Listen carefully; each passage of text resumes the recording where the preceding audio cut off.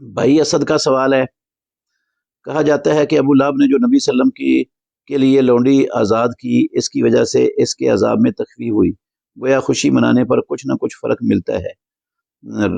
بھائی جان، سب سے پہلی بات تو یہ ہے کہ یہ حدیث ہی نہیں ہے۔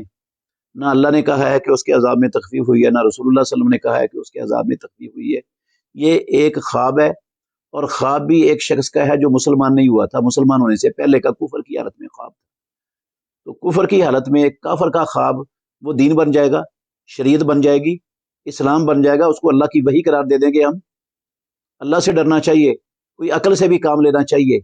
ایک ایسے شخص کی خواب کو آپ دلیل بنانے کی کوشش کر رہے ہیں جو ایک کافر کا خواب ہے، اور اس نے مسلمان ہونے سے پہلے کفر کی حالت میں دیکھا ہوا ہے۔ دوسری بات یہ ہے کہ یہ صحیح بخاری میں یہ اثر موجود ہے، یہ حدیث نہیں ہے کہ جس کو اصح الکتب بعد کتاب اللہ کہا جاتا ہے، وہ صرف امام بخاری سے لے کر رسول اللہ صلی اللہ علیہ وسلم تک جو بعض سند چیزیں ہیں نا، ان کے متعلق ہے وہ بات۔ یہ اثر ہے، اور اس کی سند بھی منقطع ہے، منقطع سند ہے، اثر بھی ٹھیک نہیں ہے۔ یہ امام بخاری رحمۃ اللہ علیہ صرف صویبہ کا تعارف کروانے کے لیے یہ لے کر آئے ہیں، اور صویبہ کا تعارف کروانے کے لیے کوئی ضعیف بات بھی اور کوئی منقطع روایت بھی، اثر بھی کسی کا بیان کیا جا سکتا ہے، اس کو حدیث نہیں کہتے۔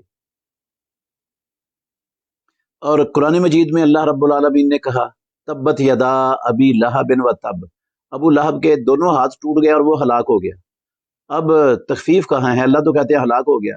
ما اغنا عنہ مالہ وما کسب، جو اس کے مال بھی اس کے کام نہیں آیا، اور جو کچھ اس نے کمایا تھا کچھ اس کے کام نہیں آیا۔ تو یہ تو جو خواب ہے ایک غیر مسلم کا، کفر کی حالت میں جو ایک شخص نے دیکھا ہے، یہ قرآن کی اس صورت کے بھی خلاف ہے۔ اب قرآن کی صورت کو ماننا ہے یا اس خواب کو ماننا ہے جو ایک شخص نے اسلام لانے سے پہلے کفر کی حالت میں دیکھا ہے؟